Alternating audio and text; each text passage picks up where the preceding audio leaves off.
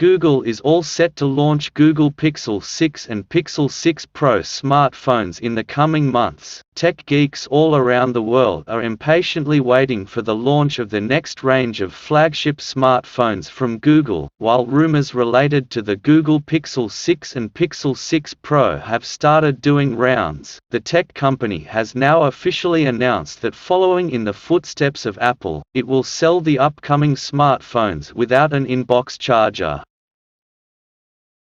Prior to Google, Apple started selling its smartphones without an in-box charger starting from the iPhone 12 range. However, Google's recently launched Pixel 5a 5 grams is selling with a charger in the box, signaling that the tech giant is a bit late to removing the charging adapters from the box.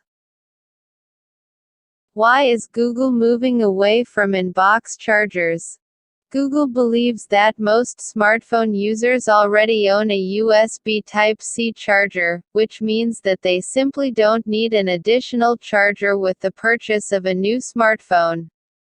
Moreover, packing a charger with every device causes harm to the environment, the search giant claims. This is the major reason why Google is now moving away from in-box chargers.